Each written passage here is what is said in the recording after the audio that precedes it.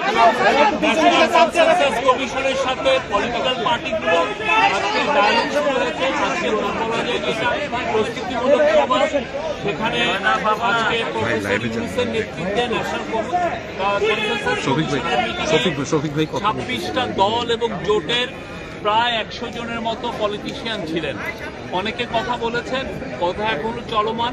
আমরা বলতে পারি প্রায় 10 জনের মতো কথা বলেছেন। এখন আসরের নামাজের একটা বিরতি দেওয়া হয়েছে, তাতে আবার ডায়ালগটা চলবে। হ্যাঁ, যতগুলো পার্টিকে আমরা ইনভাইট করার কথা ছিল সবাইকে ইনভাইট করেছে এবং সবাই এসছেন। বিএনপির নেতৃত্ব দিচ্ছেন মির্জা ফখরুল ইসলাম আলমগীর এবং জামাতের নেতৃত্ব দিচ্ছেন আব্দুল্লাহ মোহাম্মদ তাহের, তাদের ভাইস প্রেসিডেন্ট। আজকের চিফ অ্যাডভাইজার তার কথায় বলেছেন, উনি বলেছেন যে প্রথম 6 মাসে আমরা এই ইন্টারিম গভর্নমেন্টের প্রথম ইনিংস বা প্রথম অধ্যায় শেষ হয়েছে এবং আজকে ডায়ালগের মাধ্যমে দ্বিতীয় অধ্যায়ের শুরু হলো। আমরা ওনার পুরো 24 মিনিটের একটা স্পিচ ছিল, আমরা পুরো স্পিচটা আপনাদের জন্য আমাদের হোয়াটসঅ্যাপ গ্রুপে দিয়েছি, আপনারা দেখবেন। এটা একটা আমি বলবো যে খুবই ঐতিহাসিক একটা স্পিচ। উনি জানিয়েছেন যে আমরা যেই বাংলাদেশকে গড়তে চাচ্ছি এই ডায়ালগের মাধ্যমে, সেই ডায়ালগ তার প্রতি পুরো দেশের এবং ইন্টারন্যাশনাল সবার সমর্থন আছে। ইন্টারন্যাশনাল যতগুলো বড় বড় দেশ আছে তারা বলেছে তোমাদের কি চাই, আমরা তোমাদের সাথে আছি। এবং একই সাথে ইউনাইটেড নেশনের পূর্ণ সমর্থন আছে।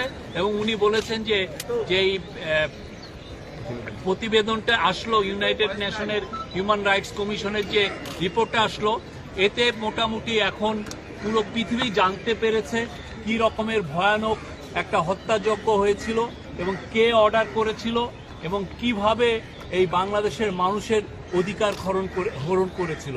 তো সেই থেকে আমরা সেই ম্যাস আপরাইজিংয়ের পরে নতুন যে বাংলাদেশ গড়তে চাচ্ছি, সেই নতুন বাংলাদেশের সাথে পুরো পৃথিবী এবং বাংলাদেশের সবাই আছে। আজকে একটা মহৎ একটা উদ্যোগ শুরু হলো এবং আমরা এই দ্বিতীয় যাত্রার মাধ্যমে বাংলাদেশ কী রকম বাংলাদেশ আমরা চাই এটা নির্ধারিত হবে। Thank you. আর আজকে যারা যারা ছিলেন সে বিষয়ে আমাদের ডেপুটি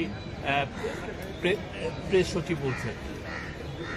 ধন্যবাদ। আজকে যে রাজনৈতিক দলগুলো এবং আজকে এখানে উপস্থিত আছেন, আমি তাদের নামগুলো বলছি,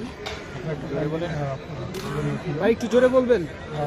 বাংলাদেশ জাতীয়তাবাদী দল বিএনপি, জামাত ইসলামী, জাতীয় নাগরিক কমিটি এনডিপি, এবি পার্টি, হেফাজতে ইসলাম, ইসলামী আন্দোলন বাংলাদেশ, একটু জোরে, Bangladesh Khelafat Majlis, Democratic Left Unity, Bangladesh Labour Party, Bangladesh JASAD Gono Odhikar পরিষদ, জাতীয় গণফ্রন্ট, বাংলাদেশ জাতীয় পার্টি, 12 দলীয় জোট, জাতীয়তাবাদী সমমনা জোট, গণতন্ত্র মঞ্চ, জাতীয় সমাজতান্ত্রিক দল জাসদ, ন্যাশনাল ডেমোক্রেটিক মুভমেন্ট, জামায়াতে উলামা ইসলামী, জমিয়তে উলামা ইসলামী, বাংলাদেশ খেলাফত মজলিস, জাতীয় মুক্তি কাউন্সিল, গণফোরাম, আমজনতার দল, লেফট ডেমোক্রেটিক অ্যালায়েন্স এবং বৈষম্য বিরোধী ছাত্র আন্দোলন।